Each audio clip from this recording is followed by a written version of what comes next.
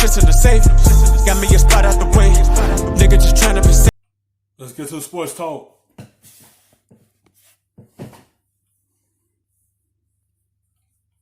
And Paul George or Steph and Klay? Respect to Steph and Klay. It's not a hard decision for me, Kawhi and Paul George. You know what is better? The only thing in the NBA, in the history of the modern NBA, better than a two-way wing? What? Two-way wings. That's the only thing better than a two-way wing. Like, as much as people are telling you it's a point guard league, it's a stretch four league, no, that's not what wins. Even the Warriors were not invincible. They won against a depleted LeBron team. Then they lost when they should have won to a LeBron team.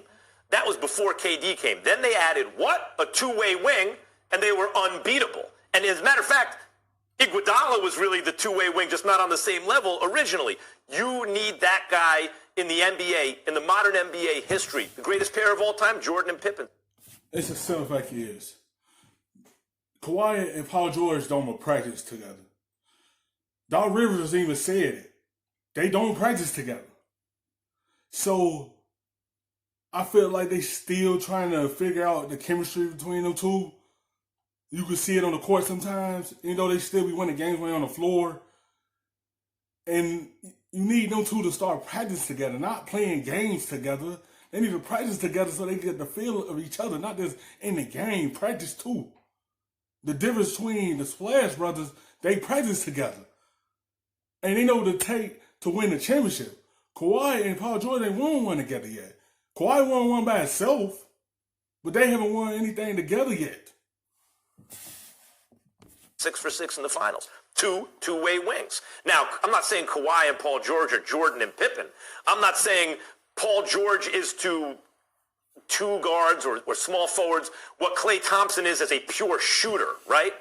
But both those guys can do so many things. They can guard multiple positions. They can shoot from the outside. They can take it to the rack. They can get their own shot.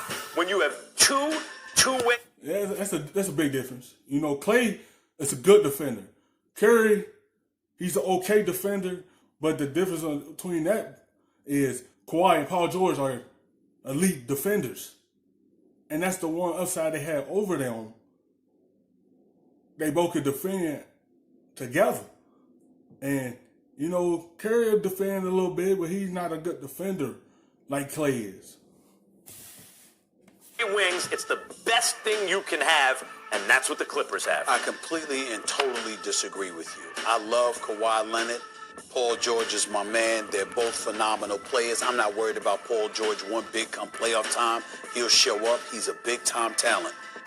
But Steph and Klay Thompson, as I have said on many occasions, is the greatest shooting backcourt in the history of basketball. These dudes are snipers. You can call them sniper extraordinaires. They're snipers of another level, of another dimension.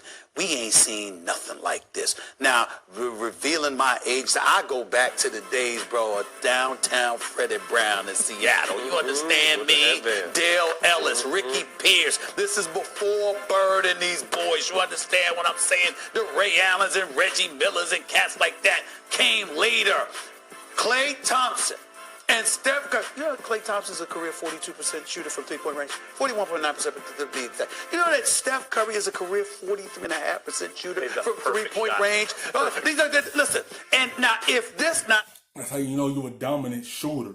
If your average is 42%, that's how you know you're a pure sniper.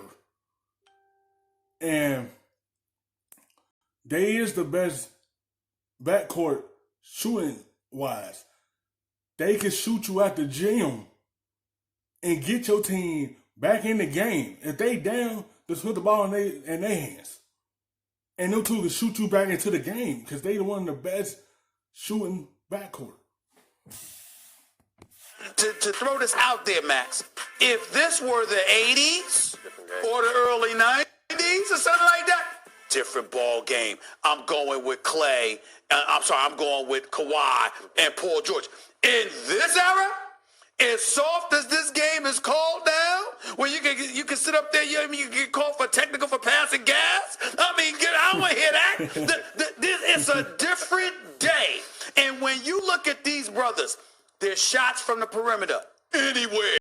There's shots from the free throw line. And I will remind everybody, you got to get into an offense, and as great as Kawhi Leonard is, you know what makes Kawhi great? I watched Kawhi the other day catch a pass. I mean, he caught it running to his right, and his body was this way.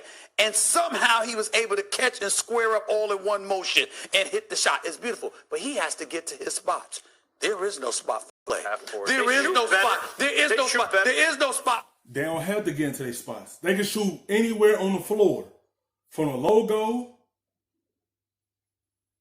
from the other logo, they can shoot for anywhere. Them two, Kawhi and Paul George, had to get in their spots to shoot the basketball. Klay and Steph Curry can shoot anywhere. They don't have no spot. They just shoot anywhere and make them shots.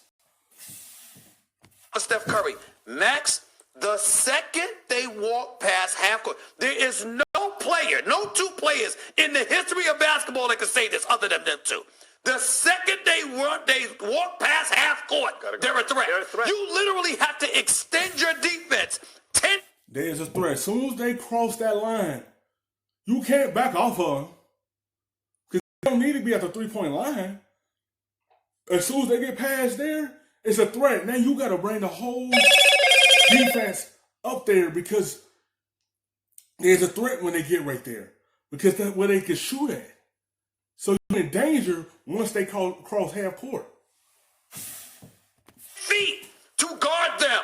There is nothing to discuss. These two right here, Klay Thompson and Steph Curry, the greatest shooting backcourt in the history of basketball. You'd be right. They shoot better for sure. It's a tough call right here because obviously Klay and Steph have a few years on Paul and Kawhi, but Klay and Steph have proven on the biggest stage that they can do it. And this is a different game, so it's not so much athleticism and strength and being able to get down in the paint. This is just being able to, it's a run and gun game. You know what I mean? So as people get older, their athleticism declines. Steph and Klay aren't necessarily worried about that because as they get older, their shot continues to improve, and it's hard to say how much more can it improve. But these guys, like you said, stepping past half court are in their range. So I would take Klay and Steph over those two. They certainly shoot better. There's no question they shoot better, and they're great. They have shooting that championship. Number one, Paul George and Kawhi also shoot it well. Their shooting is not on Klay and Steph level. You have to see what these two do in the playoffs on the big stage together. Them two already proved it. They could do it on big stage together. They have more years than this dynamic duo right here. They shooting ability get them 3 rings. Let's see what these two are going to do when playoff time comes. Like on that level, but they shoot it well. If they couldn't shoot, that would be one thing. I don't even think they're in the same category as shooting. They can take a mid-range. They can shoot a 3. They're not in the shoot same free throws. stratosphere. I'm not arguing that. That's your argument. I'm saying they can shoot. That's checked off. The other dudes shoot better than anyone ever. I agree with that. But there's a whole more, there's a lot more to the game. Steph and Klay need more to be considered tight. Like, you have those two, you still need a Draymond Green, a Swiss Army knife pick-and-roll partner who can defend and allow you to play 5.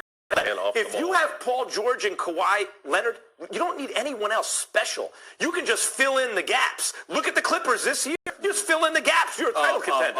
Let me try this one more time. Let me try to explain. You see, Max Kellerman, when you get on the court against somebody that are snipers like that, all those things you just said go out the window. Watch Kawhi or Paul George play against LeBron. Watch them play against Russell or James Harden. Watch them play against Joel Embiid or the Greek figure or whatever. And then watch them play against Steph and Klay. It's a different dimension. You know why? Because all of a sudden, when I talk about palms getting sweaty and backsides getting tight, you nervous as hell. Why? Because you miss a shot, it can cost you. Because they're marksmen. There are guys that are... That's the one thing when you play them. You have to make majority of your shots. You can't afford to have a slump against a good shooting team. Especially those two. Because once you go in them slumps, they shooting abilities will put you out of the game. By the time you look up, you down 98-58. because you were in that slump against that shooting duel.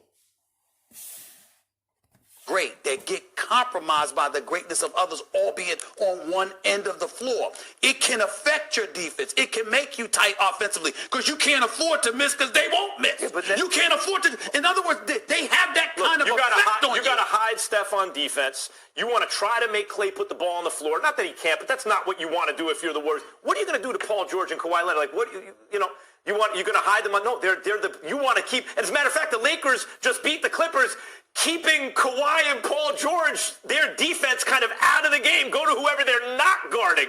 So there are two sides to the floor, but even just on the offensive end, the two-way wing player, the wing player who's a threat from the line, who's a threat, taking a three-point shot, who's a threat in the mid-range game, where's the weakness? Yeah. And who's also a willing passer? I would say the only thing that makes this close for me is not even on the offensive side, it's the defensive side, because both those guys can guard anybody, anytime, any place. So that's what makes the comparison close. But this is a game of offense today, and we're always looking at offense and raving about offense. And when it comes to offense, having to chase those guys around screens. Thanks for watching ESPN on YouTube. For live streaming. For the little bit of the rub, nigga, I gotta be safe.